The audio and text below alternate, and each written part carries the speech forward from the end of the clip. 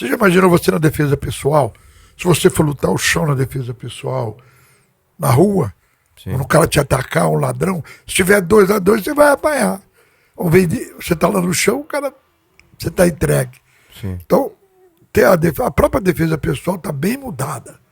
Como só militarmente falando, ela está bem mudada, tá entendendo? Sim. Não tem mais negócio de chão na defesa pessoal, não. Porque o chão te fragiliza na hora que você vai lá. Para o jiu-jitsu esportivo, é a técnica mais apurada. É beleza. Mas para a realidade, uma luta como eu gosto, como o Rickson gosta, a gente dirigir o jiu-jitsu para autodefesa, como eu acho que o faixa preta que não sabe defesa pessoal, para mim, não é faixa preta. Entendeu? Sim. Então, você tem que procurar se atualizar.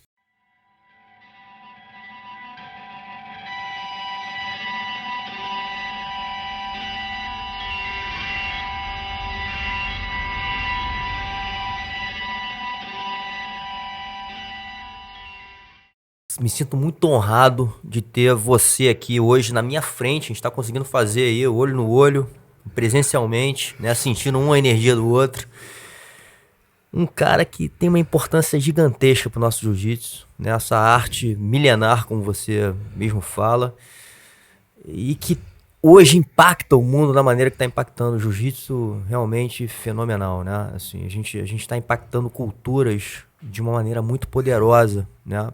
Principalmente em aspectos com fundamentos, às vezes, de desenvolvimento humano, né? As pessoas se respeitarem mais, né? Amizade. É uma família. Aquela teoria antiga de jiu-jitsu é porrada, acabou. Acabou, exatamente. Agora é diferente. Agora todo mundo é amigo. Sim. Você treina duro na tua academia com o teu amigo, mas você não usa nada desonesto com ele. No meu tempo, se você bobeasse, o cara tem histórias mil de desonestidade. Sim. Na luta. Eu acho que a luta, ela revela uma verdade também, né? Verdade. E talvez uma outra coisa que eu falo bastante é a questão da confiança, né? Você vê que a gente não se conhecia, pra mim você é um ídolo, mas você confiou nesse trabalho e tá vindo aqui. Enfim, mas tá vindo aqui pra gente colocar essa conversa aí, né, no ar e quem sabe pra humanidade, porque tem uma pessoa como você falando com toda a sabedoria e conhecimento que você tem ao longo dessa vivência que você teve, né, dedicada à nossa arte. E você fala de uma história que pra mim assim, é uma que me chama muita atenção, que é lá do início da origem. E você como um grande estudioso, né, e vai buscar informação, enfim, foi inclusive na Índia, né, buscar essa informação do início Eu só da fui nossa lá arte. confirmar. Eu tive uma surpresa muito grande, sabe por quê? Porque a gente vê o Buda gordinho, né? Eu tenho um retrato que eu tirei na frente do monastério, tem uma estátua do Buda. A costela dele dá para tocar reco-reco. Ele é muito mais branco que o Hélio, muito mais. Uma coisa de maluco. Eu fiquei pensando, falei, não é o Buda. Aí andei perguntando lá, tinha alguém que falava inglês, aí os caras... E eu tenho um camarada agora que eu estou marcando com ele, para conversar com ele.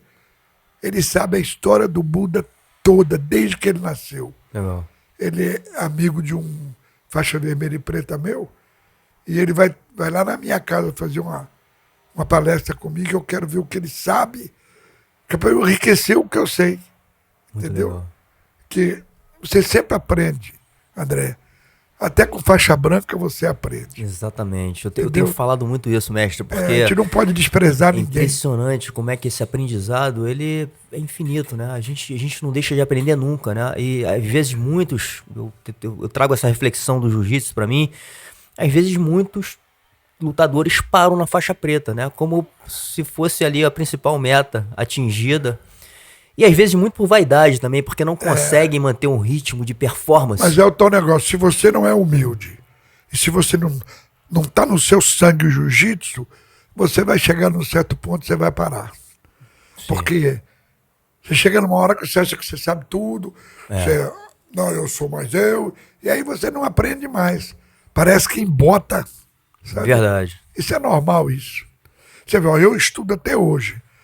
E eu comecei a fazer um estudo sobre estrangulamento. Então eu desvendei um monte de estrangulamento. Não é, ninguém inventa nada, André, sabe? Eu quero tirar essa onda, não, porque eu criei isso. Mentira. O jiu-jitsu nasceu pronto. É que não chegaram lá. No decorrer da história você vai ver como ele nasceu pronto.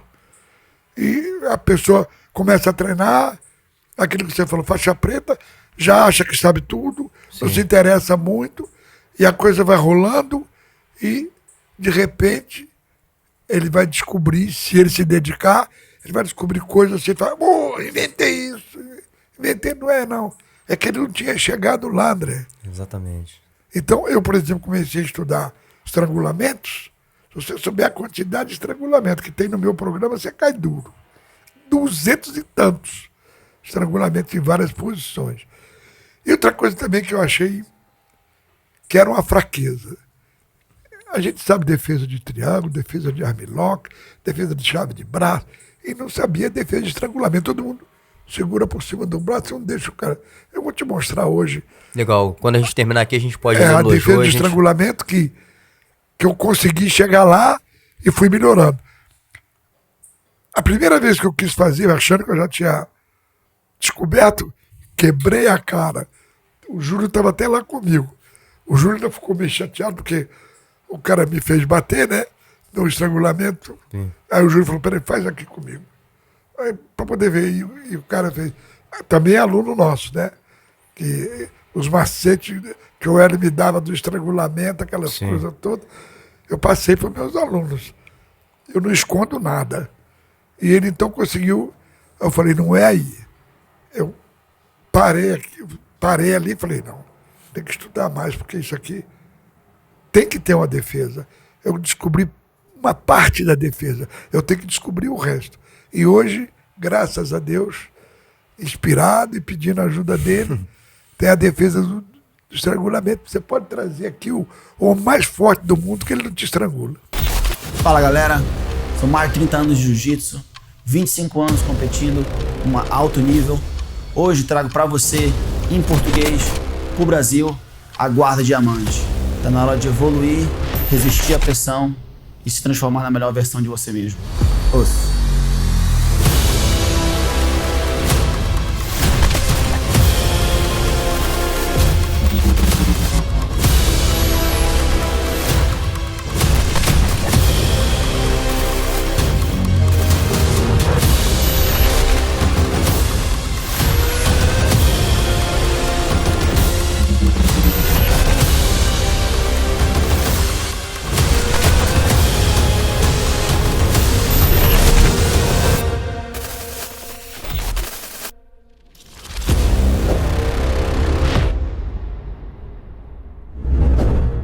Muito legal e impressionante como é que o jiu-jitsu, de novo voltando para essa coisa infinita, né? E é por isso que eu te digo que não foi um homem que inventou o jiu-jitsu.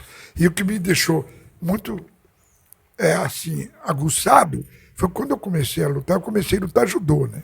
Fui aluno do Nagashima, lá na CM. Porque eu não tinha dinheiro para pagar a academia. Depois, durante a história, você vai saber como é que eu consegui estar junto do Hélio. Mas aí o judô era bem diferente, não valia estrangulamento, não valia chave de braço, não valia armlock. Hoje não, hoje o judô está quase aceitando todas as posições do jiu-jitsu, faz parte da regra dele. Sim. Mas antes não podia. Você só podia imobilizar, segurar e 30 segundos e pô, pronto. Sim. Mas não tinha finalização como a gente faz. O Flávio Canto, inclusive, é um dos caras que desbravou isso, que ele foi estudar com o Oswaldo Alves, que por sinal faleceu, né? O Oswaldo Alves, e o Oswaldo Alves botou ele muito bom. Ele estava ganhando todo mundo com jiu-jitsu. O judô ele derrubava, mas depois ele comia no jiu-jitsu. Verdade. Entendeu? Foi um grande representante também do jiu-jitsu, né? O Flávio Canto foi um grande representante do jiu-jitsu. Teve aqui também, a gente entrou nessa conversa, né? Das diferenças, inclusive. E aí é até uma questão que eu posso levantar para você, que eu acho que com o teu entendimento, teu olhar, né, quando uma arte milenar como o judô, ele cresce muito numa vertente O esportiva. judô não é milenar. Então, legal você falar isso pra O explicar judô isso. deve estar com 150 anos, mais ou menos. O judô nasceu do jiu-jitsu. Deixa eu continuar aquela história, vamos lá. que Vamos. aí você vai saber tudo. Sim. O que aconteceu? Os monges inspirados, Deus inspirando o Buda, ele criou uma defesa pessoal com o uso das próprias mãos. Porque, veja bem, se você for ver dentro do jiu-jitsu, o jiu-jitsu contraria tudo que é história sobre lei física. Se você procurar direitinho, detalhe, por exemplo, ação e reação. Tem o pai da ação e da reação. Alavanca, é Arquimedes, pai da... Mas não é nada disso. Já tinha Arquimedes, já tinha alavanca, já tinha centrífuga e inércia, tudo dentro do jiu-jitsu. Então o jiu-jitsu não é uma inspiração de um homem. O jiu-jitsu é a inspiração de Deus. Porque naquele tempo ninguém sabia disso. Se você for olhar direitinho, você que é faixa preta já sabe disso. Todas as coisas que nós usamos são leis físicas dentro do jiu-jitsu. Total. Não é verdade? Exatamente. Então, como é que o homem ia saber disso se não existia isso lá? Como é que os monges budistas de grande saber e perfeito conhecimento do corpo humano podiam saber de lei física? Ele podia saber de condição física, mas de lei física não sabia. É verdade. E você vê, tudo leva nesse caminho. E aí o que aconteceu? Morreu o Buda. Aí as outras seitas da Índia se rebelaram contra o budismo, que todo mundo respeitava o budismo, porque o Buda era considerado Deus, né? Siddhartha Gautama. Ele era Então, o Siddhartha Privadasi, que foi o outro cara, o rei Asoka, que assumiu o lugar do Buda, disseminou o budismo por toda a Ásia. E aí ele foi Tibete, Birmania, Sião, China e, por último, no Japão. O Japão está em construção ainda. Era capitanias hereditárias igual ao Brasil. Chamava Damiado. E o chefe chamava Daimon. Eram colocados pelo imperador, né? E eles tinham direito sobre a vida de qualquer um. Eles eram como se fosse um rei. Entendeu? Os daimons. E quando o jiu-jitsu, o budismo chegou lá no Japão, o imperador levou um susto. Porque ele não esperava uma coisa tão perfeita. Aí o que ele fez? Também ele pegou todas as armas da época, colocou dentro do Jujutsu e mudou o nome para Jiu-Jutsu. Entendeu? Passou a ser, foi a primeira arte marcial. Lá na Embaixada da China, eles quiseram me convencer que a primeira arte marcial tinha sido a luta chinesa, né? Mas não dá, porque se o Buda foi o responsável, o Buda viveu há 3.000 anos atrás. Sim. Isso eu levantei tudinho. E esse cara que sabe sobre a vida do Buda, eu tô doido para conversar com ele. Porque não tem muita coisa da origem do Buda. Só sabe que foi ele, chamava Siddhartha Privadasi, e que ele era o... Não, Siddhartha Privadasi foi o rei Asoka. Ele chamava Buda, era conhecido como Sakyamuni, que era o príncipe solitário, que chamava. Sim. Mas nada do que isso que tem sobre ele. Agora, esse cara tem muita coisa. E eu tô doido para conversar com ele a respeito. Legal. E aí o que aconteceu? No dia 5 de outubro de 1786, uma esquadra americana comandada por um homem chamado Matthew Perry, que era um comodoro, chegou no Japão e abriu amigavelmente os portos do Japão ao mundo, né? Eles eram fechadão, né? E aí, quando o imperador viu aqueles baita homem, eu tinha aluno lá nos Estados Unidos, eu tinha aluno de kimono A7, cara. Tinha que mandar fazer o kimono pros caras. O cara tinha que abaixar a cabeça para passar na porta. Você imagina, na época da Marinha Imperial Americana, quando chegou esses americanos do tamanho de um bonde lá, né? Aí o que o imperador fez? Isso está na história dos livros indianos. O imperador pegou o Jigoro Kano. Lá tem um termo, até que eu não me confirmei, não. Diz que ele chamava Jigoroiano e não Kano. Mas eu não encontrei ainda lugar nenhum que provasse isso. Então o Jigoro Kano mandou que ele inventasse um jiu-jitsu para inglês ver, que eram os americanos. E o Jigoro Kano pegou as 8 quedas mães do jiu-jitsu e fez 42 no judô. Separou perna, pé, ombro, quadril, entendeu? Ele fez tudo isso. Hoje o judô é rico em quedas por causa dessa mudança, porque nós só tínhamos 8 no jiu-jitsu. Tá? Isso é comprovado. Então, quando ele chegou lá no Japão, ele tinha 163 estilos que desapareceram com o tempo, porque ninguém mais usa arco e flecha, ninguém usa mais lança, né? Sim. E só ficaram 42 estilos que estão dentro do jiu-jitsu. Um bom grande mestre de jiu-jitsu sabe os 42 estilos, entendeu? Quer dizer, não muda nada no jiu-jitsu. É você atacar perna, pé, pescoço e dominar no chão. Tudo isso é considerado dentro da história como estilo, entendeu?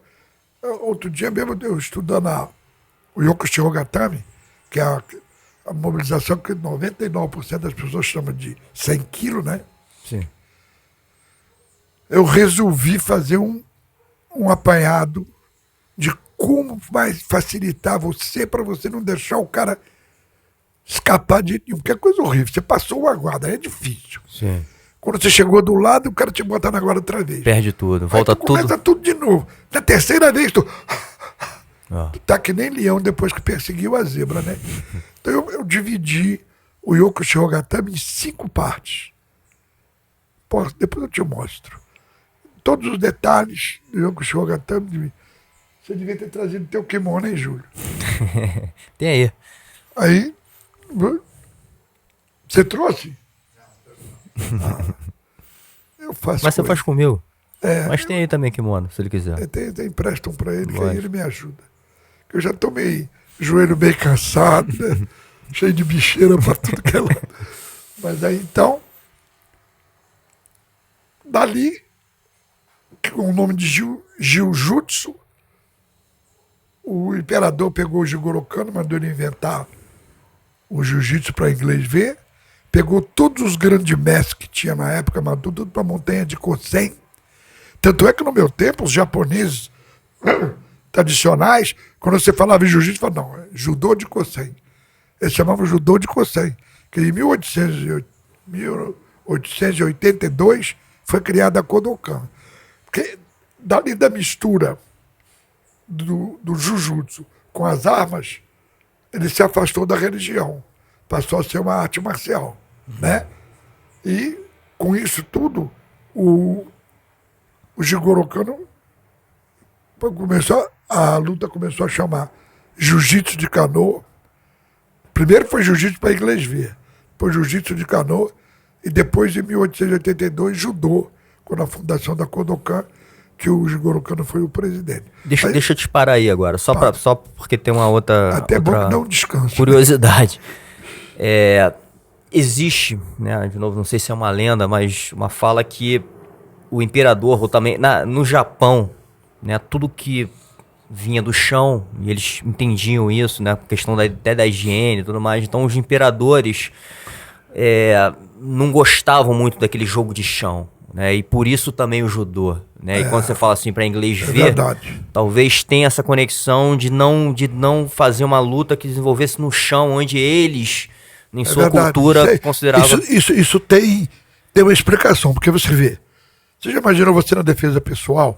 Se você for lutar o chão na defesa pessoal, na rua, quando o cara te atacar, um ladrão, se tiver 2 a 2, você vai apanhar. Ao invés de você tá lá no chão, você tá entregue. Sim. Então, a própria defesa pessoal está bem mudada. Como só militarmente falando, ela está bem mudada, tá entendendo? Sim. Não tem mais negócio de chão na defesa pessoal, não. Porque o chão te fragiliza na hora que você vai lá. Para o jiu-jitsu esportivo, é a técnica mais apurada, é beleza. Mas para a realidade, uma luta como eu gosto, como o Rickson gosta, a gente dirigir o jiu-jitsu para autodefesa, como eu acho que o faixa preta que não sabe defesa pessoal, para mim, não é faixa preta. Entendeu? Sim. Então, você tem que procurar se atualizar de como toca, por exemplo, a facada, né? O cara vem de longe para dar a facada, não existe mais isso. O cara hoje dá facada e tchum, tchum, tchum, tchum, tchum. Se você não souber a defesa desse tipo de facada, você vai levar a facada. Sim. Não é verdade? Verdade. E aí, o que aconteceu no Japão? Voltando para os Voltando para a história, né? lutadores que foram para a montanha e a inauguração da Kodokan. Foi todo mundo para a montanha de Kosen. Os velhos japoneses que vieram para o Brasil no Kumaru, que foi o navio que trouxe eles eram de luta, eles só falavam judô de Kosen. Não aceitava falar jiu-jitsu de jeito nenhum. Mas por quê? Porque era crime de lesa pátria o ensino de jiu-jitsu a estrangeiro. Entendeu? Entendi. E é crime, era morte, né? O cara que ensinasse jiu-jitsu a estrangeiro, que foi proibido. O imperador mandou queimar todos os livros sobre jiu-jitsu em praça pública. Tem um filme do John Wayne. O Pedro Valente fala disso. Que aparece isso. Ah, A história que o Pedro Valente conta foi o que eu passei para ele. legal. Mas eu ainda não passei tudo. Eu passei uma parte para ele. Ele tem um livrinho pequeno assim que o Pedro Demetério imprimiu, que eu passei para o Pedro Demetério todas as coisas que tinham, e o Pedro Demetério mandou fazer um livrinho lá, um aluno dele. Legal. Entendeu? Eu acho que o Pedro Valente tem, porque ele sabe umas coisas que já ele belisca legal as coisas já mais reais. Eu estou até devendo isso para ele. Eu fui lá na Flórida, mas não consegui falar com ele. Entendeu? Que eu até levei a história do jiu-jitsu que eu tenho por escrito, levei um exemplar para ele. Legal. Mas eu estou achando que eu vou fazer um livro, sabe? É porque ele é um grande estudioso Esse livrinho também, aqui né? me animou. É um livrinho pequeno que não Sim, mata fácil de ninguém. leitura. Eu vou escrever um livrinho desse. Eu gosto de escrever. Legal. E aí, então, o Japão ficou sendo o dono do mundo. Porque o que conhecia o jiu-jitsu, ele vencia todas as guerras. Coitado, o chinês sofreu a beça na mão do japonês. Entendeu? Então, o jiu-jitsu atravessou o tempo até hoje, cada dia melhor. Sim. E quando ele chegou aqui através do Conde Koma, o Conde Koma deu aula para o Carlos Gracie do jiu-jitsu japonês e do judô. Entendeu? Mas o Hélio, você conhece a história do Hélio? Sim, vou pausar de novo antes, só para entender essa conexão agora do Conde Koma com Carlos Gracie, né? Isso. Primeiro, assim, como o senhor me falou agora, Senhor nada, você mesmo. O senhor é Deus. o japonês não podia ter passado isso para ele. Isso é uma conversa que rola, né? Assim, isso era né? O japonês não podia passar para estrangeiros Não podia, né? o jiu-jitsu. E você Então, sabe que o já japonês teve é uma tradicional. quebra. Exatamente. Ele é duro. Teve uma quebra de regra aí. Teve. Uma outra coisa que acontece, eu até vi um outro dia uma discussão, que inclusive o Pedro Valente estava também, era que falam que o Carlos não teve contato direto com o Conde Koma. Eu tenho fotografia do Carlos tendo aula com o Conde Koma. A hora que tá saindo a minha... Esqueci como é que chama. Que o Kraus mandou fazer uma... Biografia, não? Eu Biografia? não sei, é como se fosse um site. Site. Sim. E aí, na hora que o site for sair, vão ter histórias lá que vocês vão cair duro no site. Porque quando já está quase tudo pronto. Mas o Kraus não quer ir soltando aos pouquinhos, ele quer compactar. Colocar tudo. Então, ele acha que se fizer aos pouquinhos, cada um vai inventar uma coisa. Porque hoje dá até tristeza você olhar os professores e mestres nas entrevistas, eles falam tanta coisa errada que dá até dó, cara. Sim. Não sou eu que vou ficar corrigindo ninguém. Apenas eu quero que ele saiba a história verdadeira. Eu respeito o direito de cada um. Mas a história verdadeira não é essa que eu vejo o cara contar. E a coisa moderna, coisa recente, por exemplo, a Federação do Estado da Guanabara começou em 63, preparei todas as regras e tudo mais. E, lógico que eu tinha o Carlos de Goelli nas minhas costas, né? Quem sou eu para determinar o que é, né? Eu só apresentava. A gente testava lá na academia, ele falava, essa aqui tá boa, isso aqui também tá bom. Tem até uma historinha que depois eu conto, agora não vou cortar, porque senão atrapalha o nosso... Não, tudo bem, a gente só não pode esquecer dela.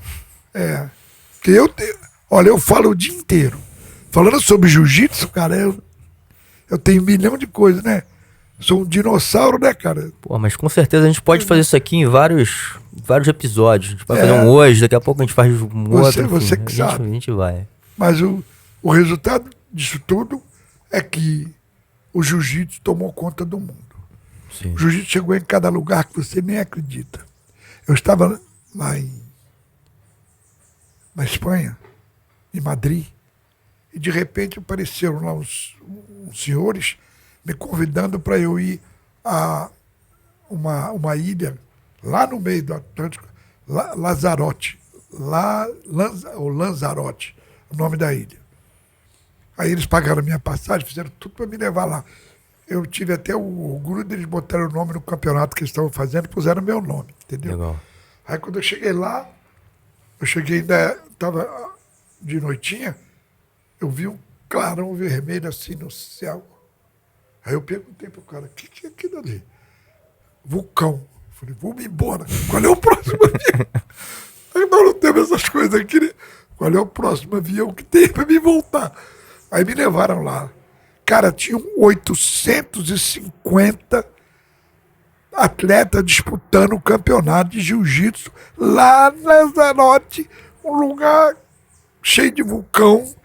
A metade da ilha é tudo preto assim, ó. E a outra metade ainda está com verde. O vulcão que já comeu tudo. Perceberam que são vários vulcões. Sim. E o jiu-jitsu está lá. É impressionante. Eu cheguei na Alemanha, quando eu apresentei meu passaporte, o cara que estava lá, sabe que alemão é durão, né? Fardado assim na imigração. Quando ele me olhou assim, que ele olhou meu passaporte, olhou para mim de novo. Mestre Mansur, cara, quem sou eu? Um mineirão lá do interior. É o jiu-jitsu, rapaz. Aí eu tive que ficar lá na imigração, tive que dar umas aulas lá para os caras, me levaram depois no hotel. Legal. Entendeu?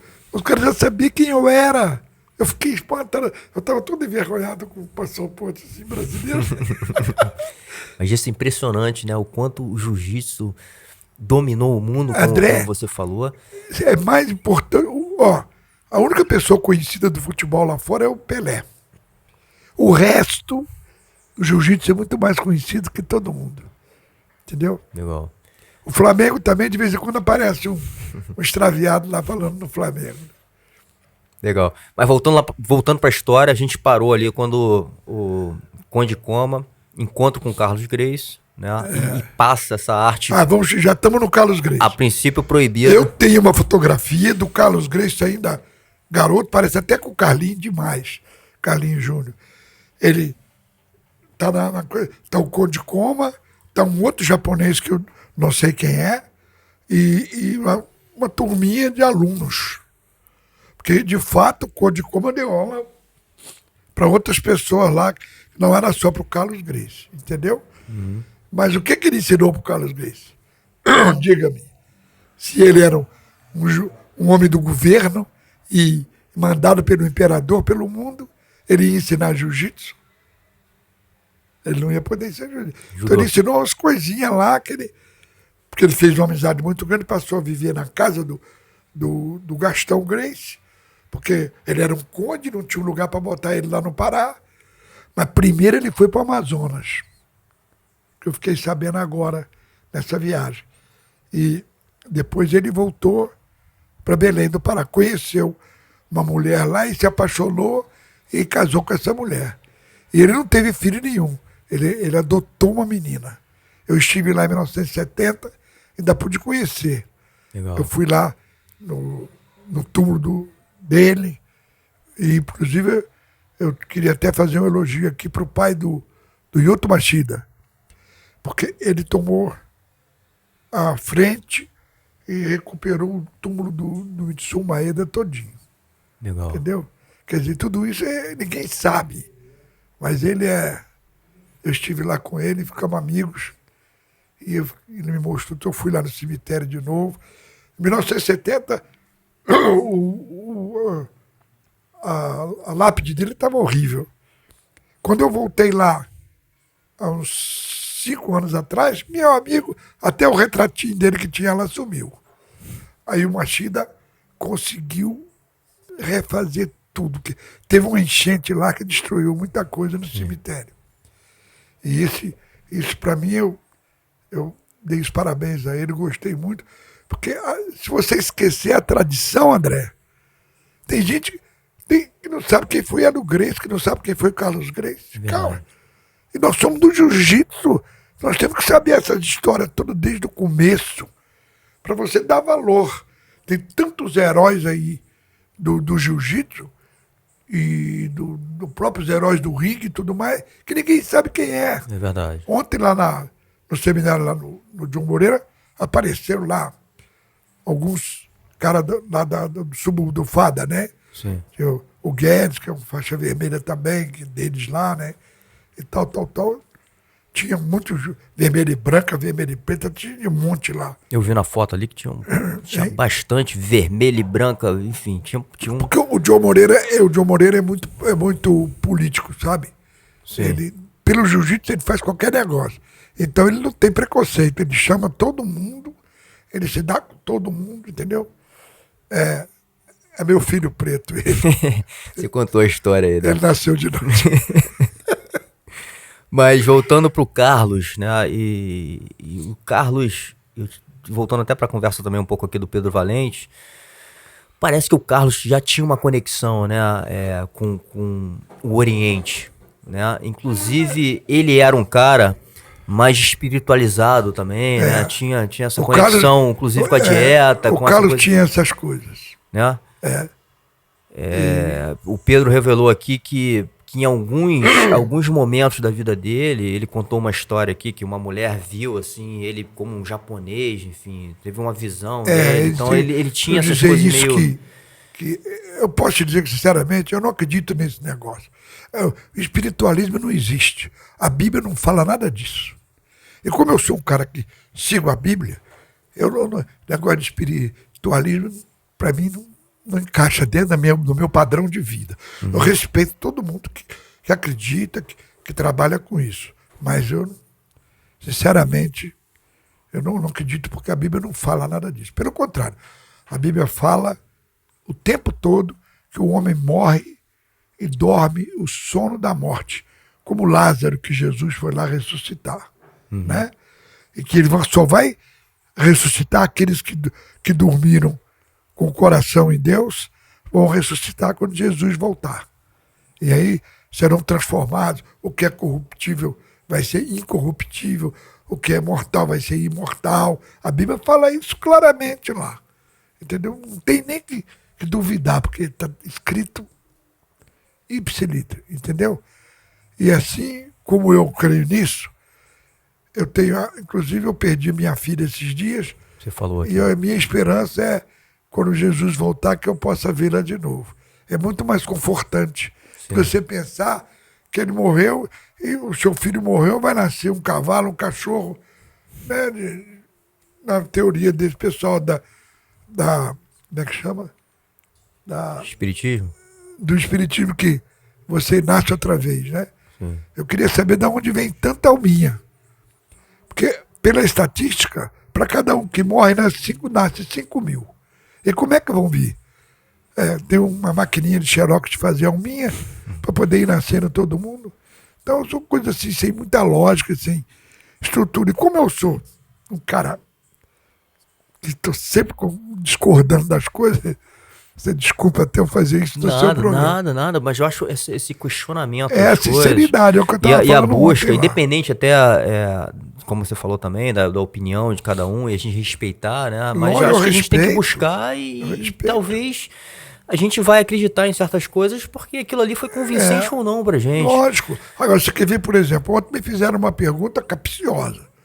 Ontem a turma estava lá, o pessoal do Fada também, perguntaram qual era a diferença do jiu-jitsu Gracie pro jiu-jitsu Fada. Cara, armaram uma armadilha para mim, né? Mas eu sou muito malandro. Aí eu peguei e falei assim, olha, quem deu faixa vermelha no grau pro Fada fui eu. Eu era o presidente da federação, né? E o nono grau que ele recebeu, por quê? Porque o Fada foi de uma grande ajuda. Se não existisse o Fada, onde é que nós íamos fazer? Pessoal nosso da Gracie. A gente não ia ter com quem lutar, não ia ter nada disso. Porque não existia naquela época, né? Porque no começo era tudo... Os torneios a gente apanhava tatame emprestado em cada academia. Tem até uma vez que nós fomos fazer o primeiro campeonato lá na Funabem, que eu e o Hélio, pegando tatame de cada academia, 2, a gente escrevia por baixo o nome da academia para gente devolver. O Hélio de carregar tatame na cabeça ficou com o torcicolo no dia seguinte lá no campeonato dele, sem poder olhar para cá. Entendeu? Quer dizer, então, a realidade é outra. Sim. O sonho é muito bom, eu também gosto de sonhar. Mas a verdade é que quem criou o jiu-jitsu brasileiro foi o Hélio Gracie. E eu sou testemunha disso. O Hélio era um menino doente, André. Ele tinha desmaios, custava voltar assim. Ele não podia dar uma corridinha nem dar um pulo que ele desmaiava. Ninguém sabia o que ele tinha. O pai dele levou ele lá no Pará, disseram que ele ia viver só 8 meses. Era um bebezinho de 8 meses, que não podia nem brincar. Então, queria morrer. Aí o pai pediu baixa na diplomacia e veio embora para o Rio de Janeiro. Comprou uma casa lá na rua Marquês de Abrantes e construiu, foi a primeira academia Gracie. E o Carlos Gracie fez até uma rinha de galo no fundo do quintal, entendeu? Ah, é? Isso faz parte da história dele. Faz parte da história, né? Essa coisa da rinha. Depois Mas ele ficou com o Carlos. o Hélio não conheceu o Conde de Coma. O Hélio não. Não. O Hélio era um bebê quando ele saiu de lá. Não conhecia. Quando chegou aqui no Rio de Janeiro, que era a capital do Brasil, os médicos disseram que ele não ia passar dos 8 anos. Mas teve um amigo meu que conviveu muito com a gente, que disse que era cardiologista. Ele falou que o Hélio... Você quer beber uma água? Quero. Ele falou que o Hélio... Que a única coisa que naquele tempo não podia ser diagnosticado, que ninguém sabia, é que o Hélio provavelmente tinha um distúrbio na válvula mitral. Por isso ele não... você está vendo? A válvula mitral hoje tem que ser cirurgia e mesmo assim morre muita gente. Mesmo com válvula mitral. E o Hélio não morreu, que ia viver 8 meses, 8 anos, viveu 95 para 96 anos de idade, fez a maior luta do mundo, o maior tempo de luta do mundo, 3 horas e 45 minutos, né? O Kimura falou que se ele aguentasse 3 minutos com ele dava o título de campeão do mundo pro Hélio. Ele lutou 15 minutos e 45 segundos com o Kimura. E o Carlos jogou a toalha, porque o Kimura ia quebrar o braço. O Hélio falou para mim, eu não ia bater, eu não ia dar esse gostinho para ele. Entendeu? Então, quer dizer, a história verdadeira, quem viveu na história, o Hélio tinha 60 quilos só, André. E era um gigante com 60 quilos. De vez em quando ele enfileirava todo mundo. Só tinha monstro lá na academia. Ele enfileirava todo mundo e perguntava pra gente, onde é que você quer bater? No braço direito ou no esquerdo? E ele batia em todo mundo, cara. Eu, por exemplo, era um grande passador de guarda, mas eu nunca consegui passar a guarda do Hélio. Quando ele estava com 85 anos e eu com 60, aí eu consegui. Aí eu fiz vantagem de... Ele era uma pessoa tão fantástica que quando eu consegui passar a guarda dele, eu fiquei tudo... Puxa vida, não devia ter feito isso, né? Ele levantou e saiu pulando. Até que fim, até que fim. ele não era uma pessoa muito especial. Eu não gosto muito de falar dele, porque eu me emociono e ele faz uma falta para mim que você não faz ideia. foi meu segundo pai. E como é que foi essa conexão com o grande mestre? Ele me ganhou o dia que eu fui conhecer ele. Eu tive um probleminha com meu pai, e eu queria ir para a aeronáutica e meu pai não queria deixar. Meu pai falou, você tem asa? Ele mesmo respondeu, não, você não tem. Você voa? Não, quem voa é passarinho. Você não vai, não. Meu pai, depois que falava uma coisa, era o fim do mundo. Acabou. Eu estava com os folhetos todos, eu tinha 13 anos, com os folhetos todos na mão, queria ir para a aeronáutica. E meu pai disse, não. Eu resolvi fugir de casa. Eu fugi para uma cidade maior, lá perto da minha. Meu pai era um empresário de muitos empregados, foram me buscar, me trouxeram. Eu fugi para Belo Horizonte. Eu falei, irmão, tem que ser inteligente, né? Tem que fazer um plano. Aí ele tinha uma empresa muito grande de transporte de caminhão, essas coisas. Aí eu fui para para Rio Bahia, e falei com um patrulheiro rodoviário. Todo mundo me conhecia meu pai. Meu pai mandou eu ir para São Paulo resolver um problema lá. Aí o cara arranjou logo uma carona para mim no caminhão, né? Eu peguei uma carona no caminhão e fui para São Paulo. Cheguei lá no Brás, estavam os motoristas do meu pai todos lá, né? Aí, ainda pagaram o meu almoço ainda. Eu estava com o plano armado. Aí quando eles foram pro caminhão dormir, que todos eles dormiam depois da comida para poder voltar, né? Eu peguei uma lotação, fui para a rodoviária lá de São Paulo. Hoje é a Cracolândia, né? Antes era a rodoviária. Fui para lá, peguei um ônibus noturno, amanheci o dia na Praça Mauá. E como meu pai falava no Hélio o tempo todo, entendeu? E o Hélio era o herói do meu pai. E o meu pai levava revistas, jornais, tudo sobre o Hélio. Eu sabia tudo do Hélio que meu pai falava, né? Quando eu vi lá, Avenida Rio Branco, na placa, eu falei, é aqui que é a Academia Grace.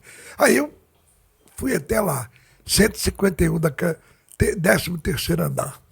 Cheguei lá, falei com a secretária, olhei o preço, cara, nem sonhar, né?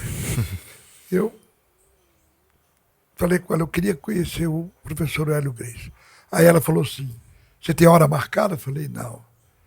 Você vai fazer aula com ele? Eu falei, não.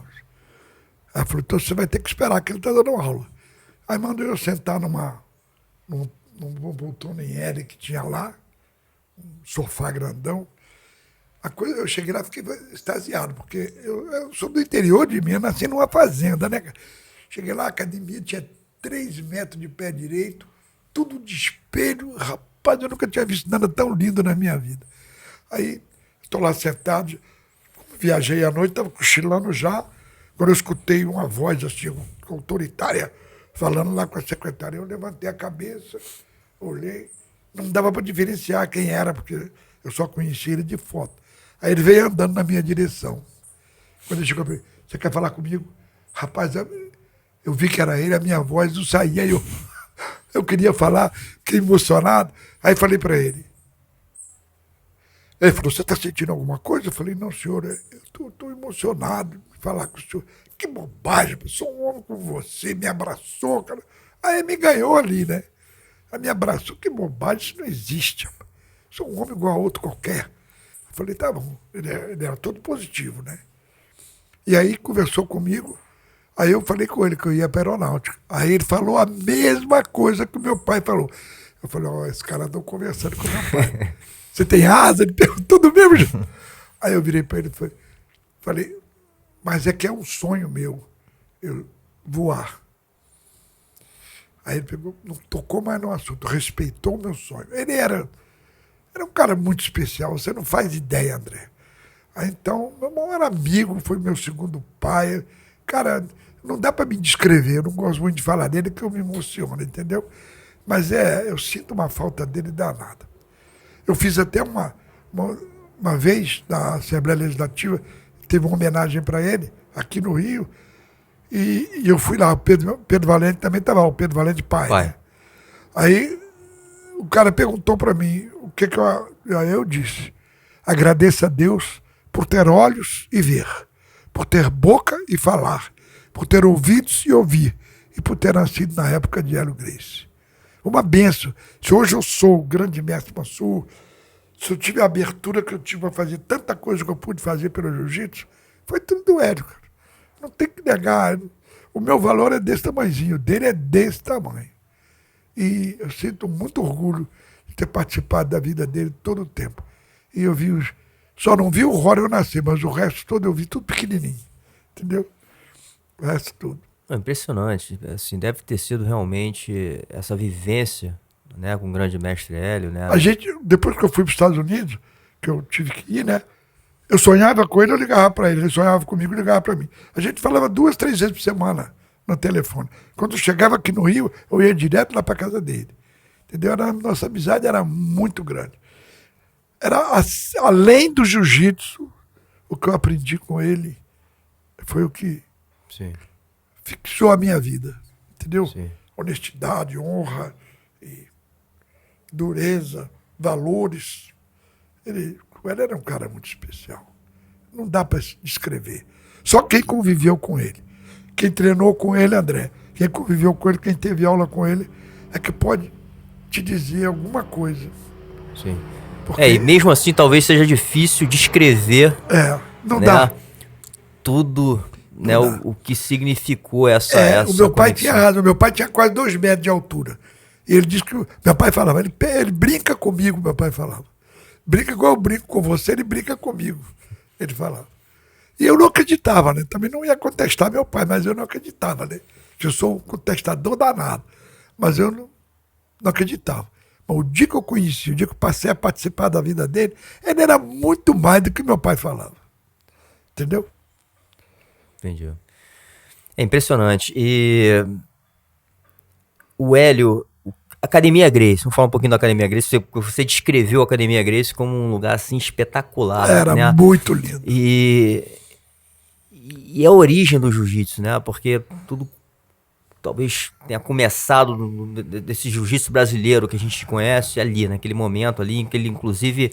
Chamou primeiro Gracie Jiu-Jitsu. O nome que ele botou. Sim. Mas o mundo colocou o nome de Brasília Jiu-Jitsu. Sim. Sim. Entendeu?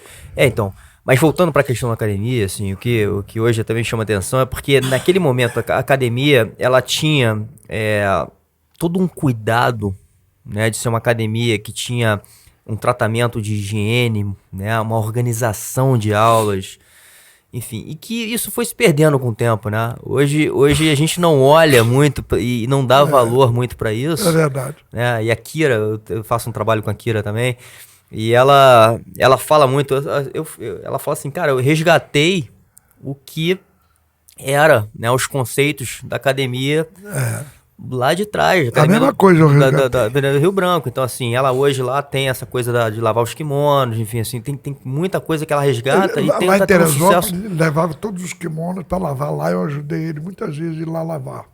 Quer dizer, não era ele que lavava, eu ajudei a levar. Que eu andava com ele para tudo que era lado, né? E lá lavava, tinha empregados lá que lavavam os kimonos. Aí ele levava o sujo e trazia os limpos. Na academia a gente chegava, até o dia que eu fui lá pela primeira vez, depois meu kimoninho, faixa verde debaixo do braço, eu fui lá porque... Deixa eu terminar a história de lá primeiro. Sim. Ele era uma pessoa muito especial mesmo. Eu já estava simpático a ele no dia que eu conheci. Fui para a Aeronáutica, não deu certo, aí eu voltei. Como eu não queria voltar para a minha cidade vencido, eu fiquei no Rio. Um pouco de diabo amassou, mas fiquei, entendeu? Eu era muito orgulhoso. Cara. E aí, um dia encontrei com um amigo meu e fui na CM com ele. Esse amigo meu estava nadando na CM. Ele podia levar um convidado. E eu fui nadador na minha cidade. Eu fui recordista de natação. Até hoje eu ainda nado muito. Legal. Quando eu cheguei lá que eu vi a piscina, cara, ele me emprestou um calção, que era sunguinha naquela época, né? Eu, bum, voltava, virava, voltava, virava, voltava. Aí de repente me aparece um cara.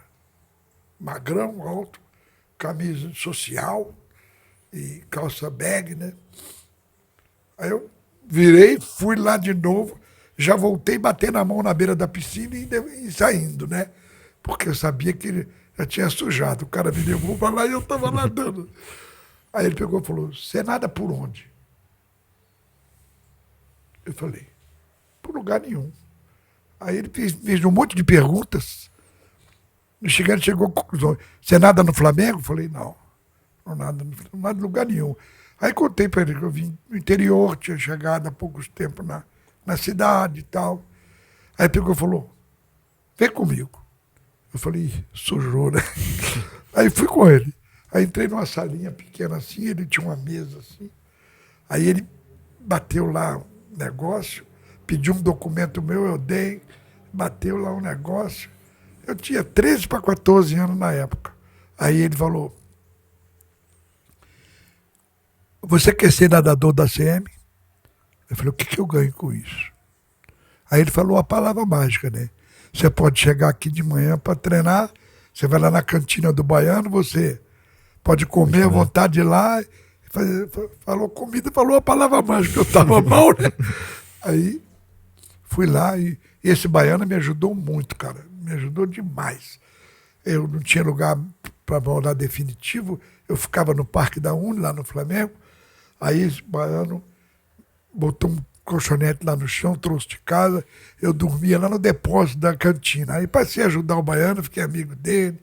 Eu nadava e deitava lá na borda da piscina, que eu passei a almoçar, jantar, tudo com o Baiano. Ficava amigo. Aí eu deitado lá assim, escutei uns gritos. Aê! Eu falei, uai, que isso? Não tinha noção nenhuma disso. Saí, subi uma escada de cimento, cheguei lá num ringão enorme, estava um japonês lá magrinho, cabeça branca, dando aula. Aí eu entrei sorrateiramente assim, sentei numa cadeira assim de frente pro ringue, né? E os caras estão lutando e eu estou aqui me torcendo, porque já estava no sangue, né? E eu tinha aula com meu pai, torcendo. Aí ele chegou para mim e perguntou, você quer treinar? Eu falei, eu não sou sócio. Você não é o Chico da piscina? Eu falei, sou. Você pode treinar, você é só atleta. Ele trocava o L pelo E. Aí falei, sim, senhor. Mas eu não tenho essa roupa aí. Ele falou, eu te arranjo. Foi lá dentro, voltou com o kimono amarelo, rapaz, aqueles antigão, né? Parecia até que vestia uma armadura, né? E aí eu comecei a treinar lá. Então o que eu fazia? Eu nadava, treinava jiu-jitsu, fazia judô. Eu não fazia outra coisa. No instantinho, já tinha o que meu pai tinha me ensinado, opção de coisa. Sim. Eu já fui logo dando chave de braço lá, ele deu uma bronca, não pode, não tinha nada disso, né? Era só segurar. Né? Mas a natação é impressionante porque o Hélio, era uma atividade que o Hélio falava muito bem também, né? Natação, hipismo e jiu-jitsu, né? Mas o hipismo era a paixão dele. Sim. O hipismo, ele era apaixonado por hipismo. Mas uma coisa que não dá para explicar, André, o Hélio não tinha força nenhuma. O Hélio pendurava na barra assim, ele não conseguia botar o queixo lá em cima, Hélio. André, eu que pegava ele na mão assim, de brincadeira nós dois, né? Levantava ele e abaixava pelas pernas. E ele baixava e ele abaixava para levantar. E ele não se incomodava, ele fazia. O Hélio era um cara muito simples, você não faz ideia. Todo aquele poderio que aquele homem tinha, todo o nome que ele tinha, porque ele era mais famoso que o futebol. Ele saía inteiro na primeira página do jornal, assim. Ó. E eu fui lá, depois que estava fazendo judô, porque ele pegou a revista do esporte, eu tenho até a revista guardada até hoje. Ele escreveu, estava ele em pé assim com as duas mãos dentro da faixa, e embaixo estava escrito assim, todo judoca é frouxo. Rapaz, aquilo bateu em mim. Eu fui lá falar com o meu professor, né? Mas aí o cara que era japonês ficou branco. Eu tinha um medo do Hélio, cara. Depois me lembro de eu te contar uma historinha que se passou. Nós fomos no Ceasa quando nós voltamos. Eu não quero para não interromper, né? Aí o japonês, não. Eu falei, eu quero lá ver do jiu-jitsu. Jiu-jitsu é judô de Kosen, o japonês falou. Judô de Kosen é briga, não é esporte igual ao judô, é briga. Eu falei, mas eu não posso. Ele falou que todo cara é frouxo e eu não sou frouxo. eu vou lá. Mas aí ele falou, se você for, não volta. O japonês falou, né? Ele tinha um medo, nem fala que é meu aluno, né? Todo mundo tinha medo dele. Quando o Tanaka começou a tirar uma onda e o Hélio foi lá a primeira vez, a gente telefonava lá pra academia do Tanaka, os Gracie vão aí. Ele fechava a porta e se mandava. Entendeu? Então, o Hélio era temido mesmo. Adorado por uns e temido por outros. Entendeu? Sim. O Hélio era uma pessoa estranha. Mas nós fomos no Ceasa. Deixa eu te contar essa historinha aqui que é gozada. Nós fomos no Ceasa. Quando nós estamos voltando, o Hélio era muito agressivo no trânsito, né? Ele deu uma fechada num cara já na Avenida Rio Branco.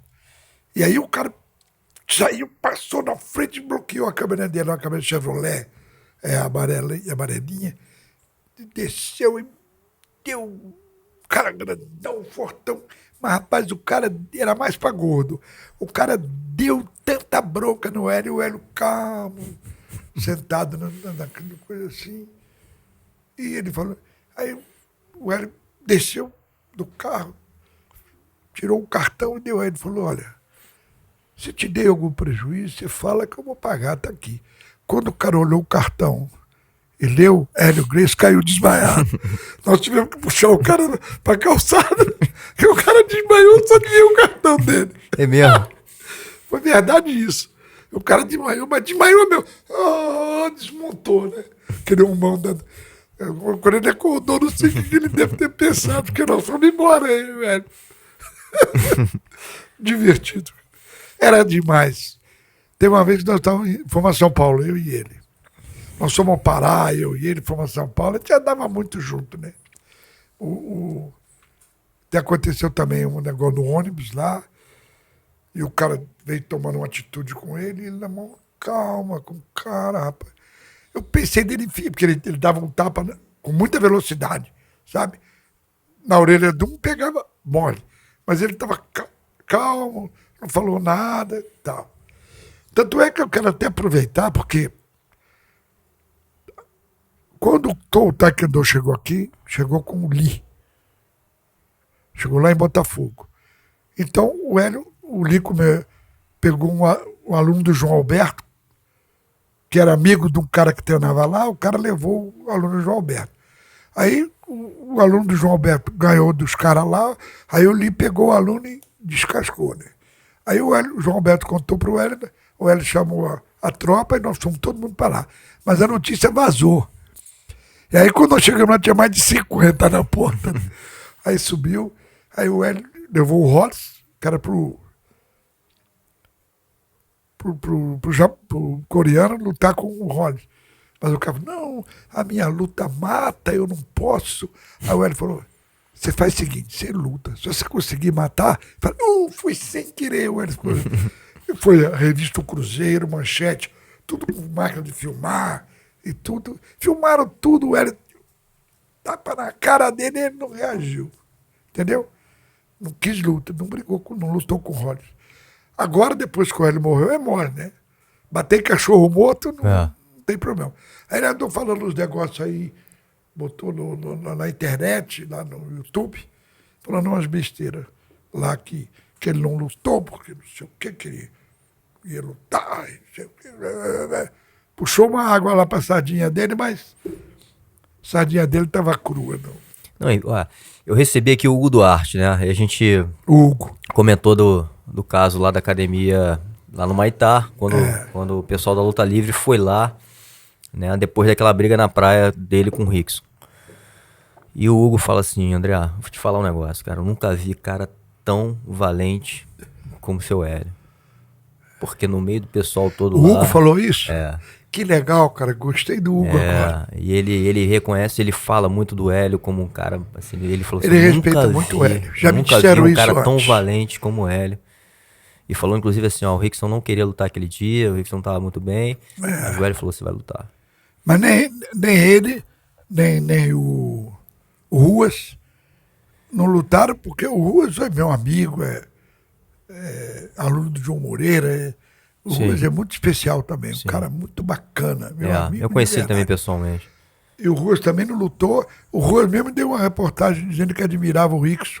E, de fato, o Rickson é um cara que era pra ser admirado mesmo, entendeu? Sim. Eu, por exemplo, admirei muito. O meu herói mesmo foi o Cássio, porque eu sou daquela época, né? Mas quando veio o Rickson, eu mudei de time, entendeu? Aí depois o Cássio morreu, então eu agora sou Rickson de bandeirinha e tudo. O Rickson é a obra-prima do Hélio. Eu vi você já falando muitas vezes sobre o Rickson, né? Assim, como você fala que ele realmente foi. Eu vi ele foi um crescer, grande. né? Eu vi o Hélio alimentar o Hélio sentado assim na mesa, ele vinha, o Rickson estava aqui no meio da perna, o Hélio dava comida na boca dele, aí falava, deita aí debaixo, nos torneios. O Rickson ficava catucando na minha perna. Pastor, já deu, que o Hélio mandava dormir 15 minutos. Já deu tempo. Aí, Hélio, já tem 15 minutos, deixa ele. Aí ele fazia assim, vai. Aí o Rickson saiu, o Rickson era um foguete, subia e descia as arquibancadas correndo, pulava. O Rickson era um foguete quando era pequeno. Você chegou a ser árbitro de uma luta dele, né? Você chegou a ser árbitro de uma Eu luta fui dele. árbitro da A segunda luta luta dele. dele com o Zulu, no Maracanãzinho. E eu ia ser o árbitro das lutas do Royce, lá nos Estados Unidos. Mas eu levei 4 tiros de uma vez só. Eu estava no hospital, o Hélio foi lá despedir de mim. Falou, é uma pena você não poder ir e tal. Aí ele levou o Hélio Vigio, acho que foi o Hélio Vigio ou o João Alberto, nem estou lembrado agora. Mas a nossa turma, fora da família, o Hélio deu 6 faixas pretas. Pedro Metério, João Alberto, Vigio, Pedro Valente, Armando Vieira e eu. Foram as 6 faixas pretas que o Hélio deu fora da família.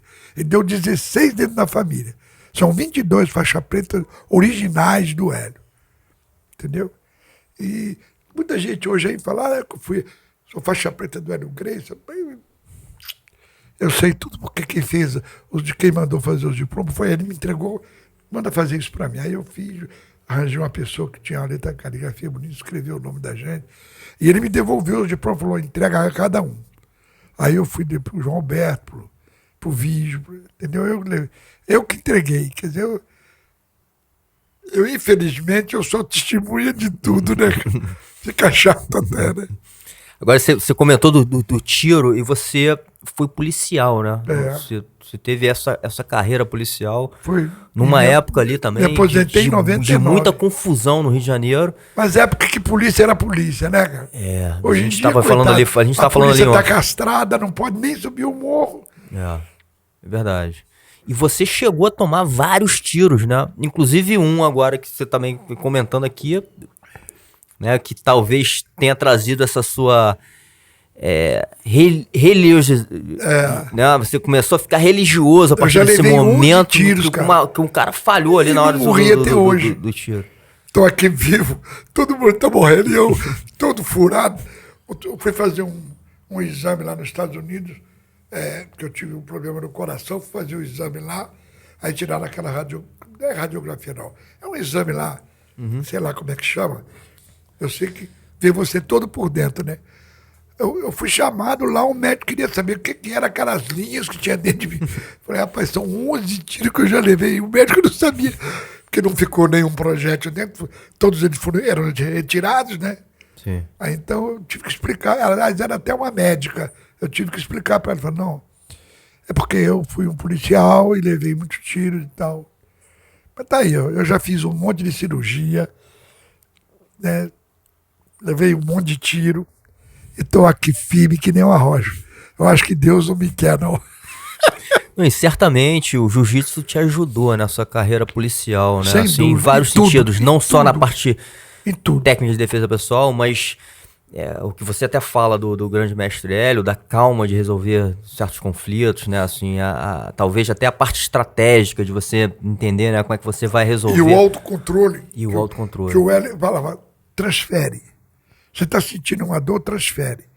O Rickson até falou sobre isso quando o cara deu uma gravata nele, que ele mandou se enrolar no tapete. Para poder vencer a claustrofobia, né? Sim. E o Rickson até falou sobre isso. E é verdade, porque o Rickson foi doutrinado pelas mesmas pessoas que eu fui doutrinado. Então a gente teve uma vantagem sobre muita gente, porque eu seguia rigorosamente. A turma da academia, a gente saía, ia para o Amarelinho lá, e todo mundo comia cachorro quente. Passou, não. Aí, você puxa saco. O cara falou, não, eu prometi pro velho, eu não vou fazer errado. Entendeu? E aí eu seguia dieta, até hoje eu sigo. Legal. Não misturo carboidrato, que a dieta é do Carlos, né? Sim. Tanto o Hélio seguia também. Porque não é o Hélio que criou a dieta. O Carlos Grace foi que criou essa dieta. O Hélio seguia a dieta do Carlos e eu seguia a dieta de todo mundo. Todos nós, Rico, sou eu. Então, aqueles que não seguiram morreram logo. Entendeu? Nós estamos vivos aí até hoje. Eu quero chegar nos 128 anos. Vai chegar. Vai chegar. Criação da Kyoto, como é que foi, né? Porque você tendo essa lealdade, né? E essa conexão tão forte com o mestre Hélio, como é que foi criar ali uma associação de jiu-jitsu que não era uma associação Gracie? Eu sempre gostei muito de criança. O meu sonho quando me casasse, seria ter 11 filhos. Era o meu sonho. Toda namorada que eu tinha, eu falava, eu quero ter 11 filhos. Eu tinha essa loucura na cabeça. Era a letra K, que eu tinha um casaco que meu tio trouxe para mim. Meu tio esteve na guerra, né? Aí ele trouxe um casaco para mim que tinha uma letra K grandona e eu vivia com aquele casaco de letra K. A minha cidade lá era meio fria, né? E eu era apaixonado pela letra K. Tanto é que todos os meus filhos têm nome com K, meus netos todos com nome com K, entendeu? Legal. Tudo. Tem até aqui na minha faixa o nome dos meus netos lá. É mesmo? É. Mas então, e o Hélio gostava também da letra K. Letra K, letra R. E o Carlos tinha essa mania de numerologia, sabe? E então nós ficamos muito ligados.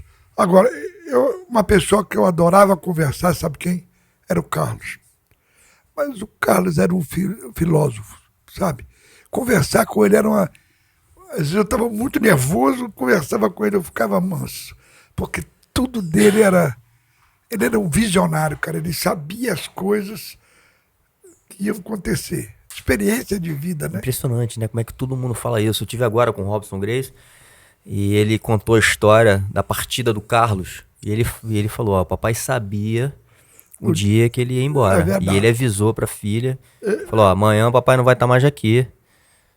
Né? Mas fica tranquilo. A Kira é filha do Robson, não é filha do Carlos. Sim. O Robson é filho do Carlos. Sim. O Cássio era filho do Carlos. Sim. O Carlos teve 23 filhos, André. É brincadeira. Impressionante, né? Fora o que a gente não sabe. Que ele era um perigo. O baixinho era impressionante. Mas voltando para a história da Kyoto, você fala também, acho que... eu vou te contar a história toda da importância do jiu-jitsu infantil, né? Vou te contar a história toda da Kyoto, mas vou retroceder bastante.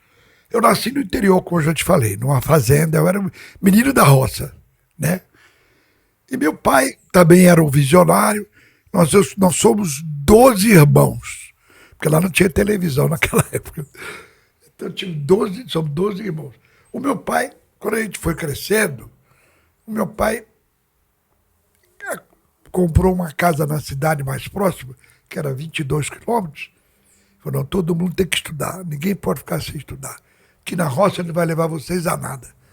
E aí ele veio com a gente para a cidade. A gente vinha para a cidade segunda-feira de madrugada e tinha aula na sexta-feira, após a aula a gente voltava para a fazenda, tá entendendo? Então a minha criação foi assim, roça e cidade. E aí meu pai botou no colégio, né? Eu fui estudar num grupo escolar, chamava o Grupo Escolar Silveira Bru, se não me engano, lá em Muriaé. E tinha uns garotos maiores lá que hoje em dia é bullying, né? Mas naquele tempo não era essa palavra, não. A gente entrava na cascuda mesmo. E os caras batiam na gente. Então, especialmente os garotos pequenos, apanhavam pra burro. E eu nunca fui grande, né?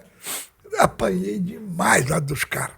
Aí, tinha um grandão que o O apelido dele era Neném.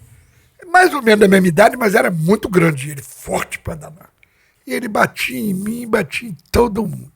Aí eu cheguei em casa e falei pro meu pai, papai, quero voltar pra roça. Papai, tá maluco pra parar de estudar? Eu falei, não, senhor, papai, não. Aí ele me perguntou o que era, eu contei pra ele que o cara me batia.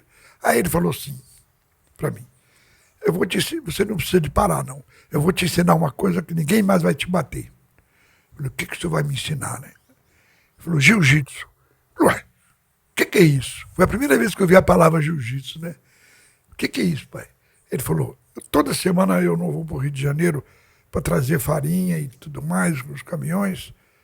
Eu falei, eu tenho aula particular com o professor Hélio Gracie. Ele me dá aula de defesa pessoal. E eu vou ensinar a você as coisas que ele me ensina.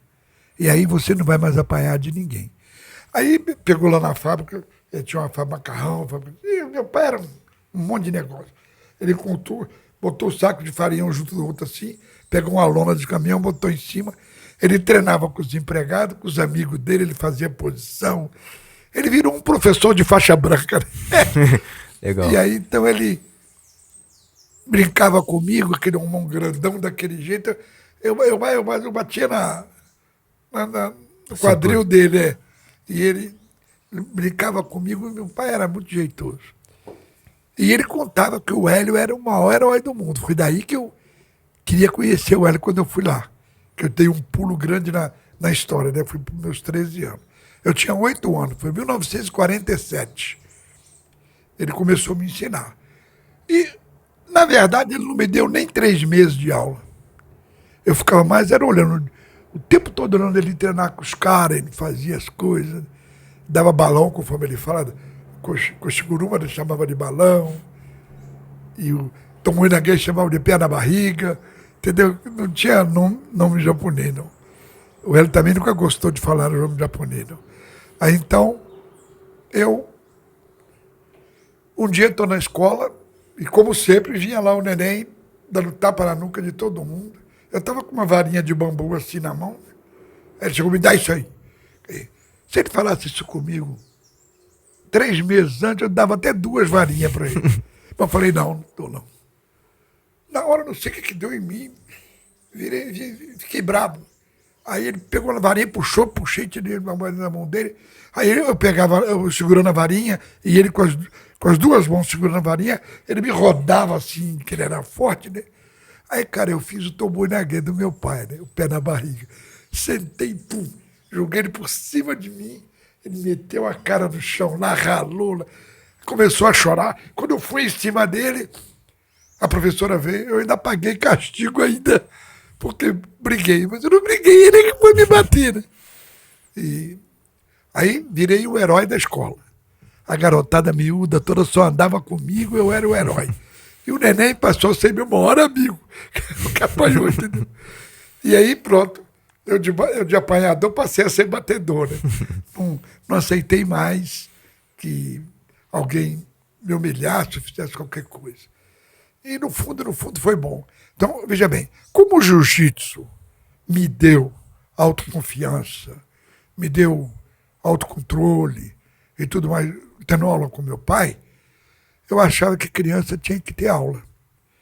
Mas eu fui falar com ela, você tá maluco, vai dar aula para criança, jiu-jitsu é muito perigoso para criança. Eu falei, não, mestre, mas ô professor, ele não deixava eu chamar ele de mestre. Professor, eu fiz um programa educativo para criança. Eu estava na faculdade, né, já diferente. Aí ele pegou e falou, deixa eu ver. Aí eu mostrei para ele falou, vai lá e mostra para o Rickson. O Rickson estava lá na Padre, aquele colégio Antônio lá Vieira, ali no Maitá. Aí fui lá e o Rickson, olhamos lá, mostramos um negócio.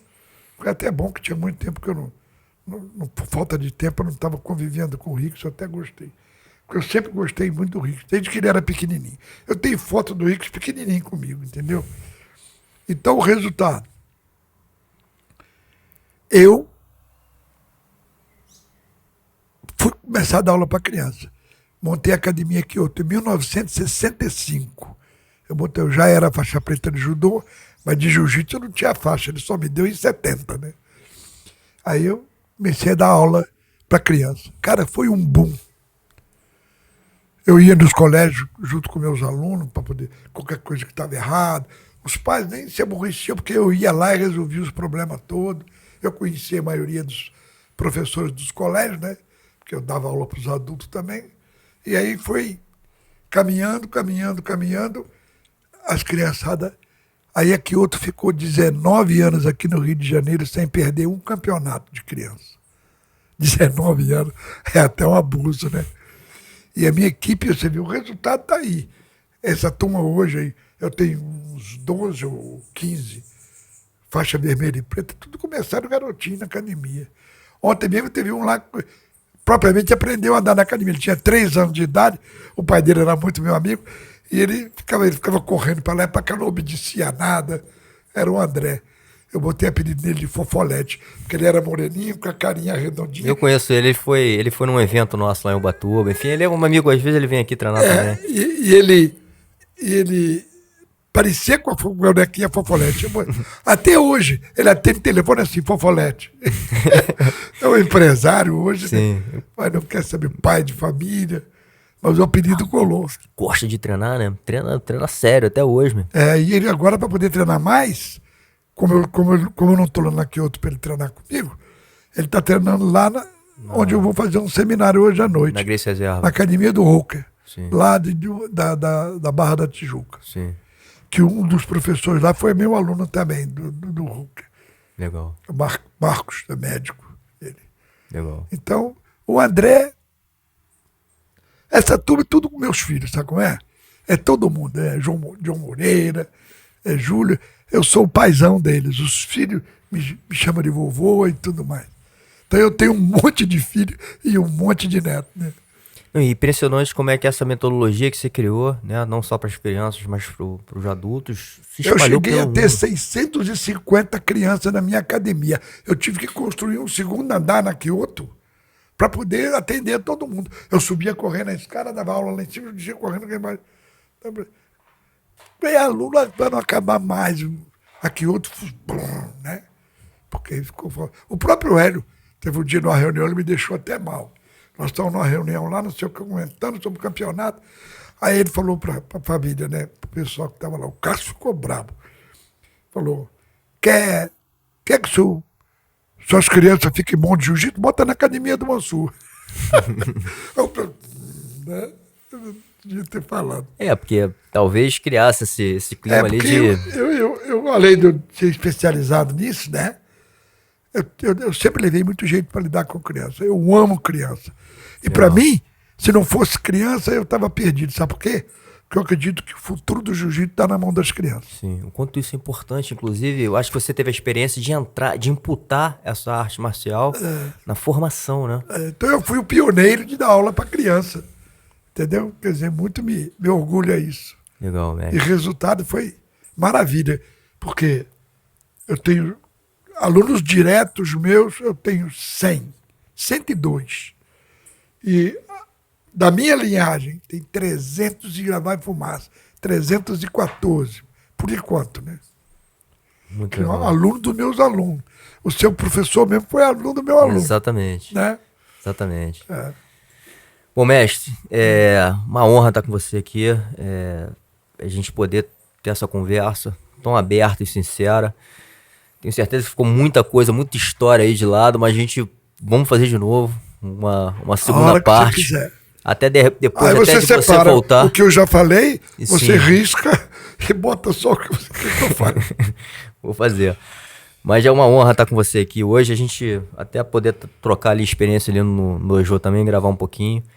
Enfim. Eu não muito conhecia especial. você pessoalmente, mas pode saber que foi para mim muito bom.